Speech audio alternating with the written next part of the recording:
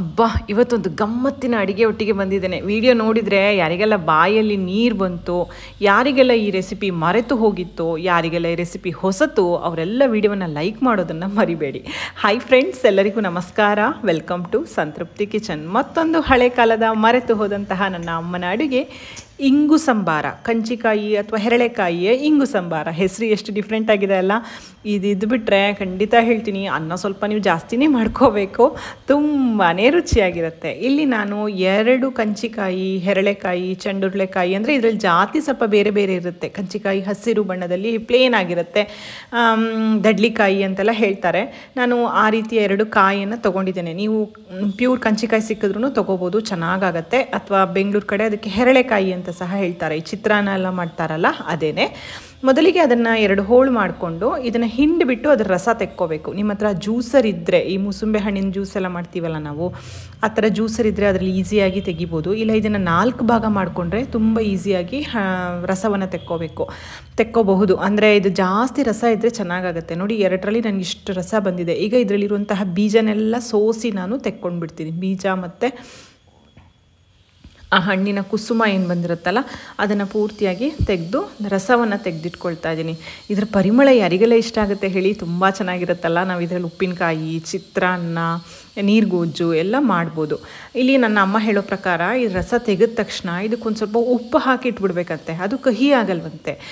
ಇಲ್ಲ ಹಾಗೆ ನೀವು ತೆಗೆದಿಟ್ಬಿಟ್ರೆ ನಾವು ಮಸಾಲೆ ಎಲ್ಲ ಮಾಡೋದ್ರೊಳಗೆ ಕಹಿ ಆಗಿಬಿಡುತ್ತೆ. ಹಾಗಾಗಿ ಇದಕ್ಕೆ ಉಪ್ಪನ್ನು ಸೇರಿಸಿ ಇಡೋದ್ರಿಂದ ಇದು ಕಹಿಯಾಗಿ ಇರೋಲ್ಲ ಅಂತ ಹೇಳಿ ಉಪ್ಪನ್ನು ಹಾಕಿ ಕಲಸಿ ಇಡ್ತಾ ಇದ್ದೀನಿ. ಈಗ ಒಂದು ಚಿಕ್ಕ ಒಗ್ಗರಣೆ ಹುಟ್ಟಿಗೆ 1/4 ಚಮಚದಷ್ಟು ಮೆಂತೆ, 1 ಚಮಚದಷ್ಟು ಜೀರಿಗೆ. ಮೆಂತೆ ಪರಿಮಳಕ್ಕೆ ಹಾಕೋದು, ಇದೇ ಕಹಿ ಇರುತ್ತೆ. ಮತ್ತು ನೀವು ಮೆಂತೆ ಜಾಸ್ತಿ ಹಾಕಿಬಿಟ್ರೆ ಇನ್ನೂ ಕಹಿ ಆಗಿಬಿಡುತ್ತೆ. ಹಾಗಾಗಿ ಮೆಂತೆನ ಸ್ವಲ್ಪ ಹಾಕೊಂಡ್ರೆ ಸಾಕು. ಒಳ್ಳೆ ಪರಿಮಳ ಬರೋ ತನಕ, ನೋಡಿ ಈ ಬಣ್ಣ ಬದಲಾಗೋ ತನಕ ಹುರ್ಕೋಬೇಕಾಗತ್ತೆ. ಸ್ವಲ್ಪ ಪ್ರಮಾಣದಲ್ಲಿ ಇರೋದ್ರಿಂದ ಇದನ್ನು ಕುಟಾಣಿಗೆ ಹಾಕಿಬಿಟ್ಟು ನಾನು ಕುಟ್ಟಿ ಪುಡಿ ಮಾಡ್ಕೊಳ್ತಾ ಇದ್ದೀನಿ. ಜಾಸ್ತಿ ಮಾಡ್ತಾ ಇದ್ದೀನಿ ಅಂತ ಆದರೆ ಮಿಕ್ಸರ್ ಜಾರ್ಗೆ ಹಾಕಿ ನುಣ್ಣಗೆ ಪೌಡರ್ ಮಾಡ್ಕೊಳ್ಬೋದು. ನೋಡಿ ಈ ರೀತಿ ನಾನು ಪುಡಿ ಮಾಡ್ಕೊಂಡಿದ್ದೇನೆ. ಇದನ್ನು ನಾವು ಗೊಜ್ಜಿಗೆ ಹಾಕಲಿಕ್ಕಿದೆ.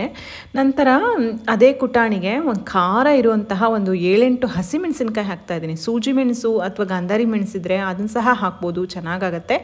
ನಾನು ತೊಗೊಂಡಿರೋದು ಅಷ್ಟು ಖಾರ ಇಲ್ಲ, ಹಾಗಾಗಿ ಸ್ವಲ್ಪ ಜಾಸ್ತಿ ಪ್ರಮಾಣದ ಹಸಿಮೆಣಸನ್ನು ಸಹ ಜಜ್ಜಿ ಇಟ್ಕೊಳ್ತಾ ಇದ್ದೀನಿ. ಈಗ ಒಂದು ಬಾಣಲೆಗೆ 2 ದೊಡ್ಡ ಚಮಚದಷ್ಟು ತೆಂಗಿನೆಣ್ಣೆ. ಈ ಪದಾರ್ಥಕ್ಕೆ ತೆಂಗಿನೆಣ್ಣೆನೇ ತುಂಬ ಚೆನ್ನಾಗಿರುತ್ತೆ. ನೀವು ಯೂಸ್ ಮಾಡಲ್ಲ ಅಂತಾದರೆ ಅಡುಗೆಗೆ ಯೂಸ್ ಮಾಡೋ ಯಾವುದೇ ಎಣ್ಣೆ ಬೇಕಾದರೂ ಹಾಕ್ಕೋಬೋದು. ಎಣ್ಣೆ ಕಾದ್ಮೇಲೆ 1/2 ಚಮಚ ಸಾಸಿವೆ ಹಾಕಬೇಕು, 1/2 ಚಮಚ ಉದ್ದಿನಬೇಳೆ ಹಾಕಬೇಕು.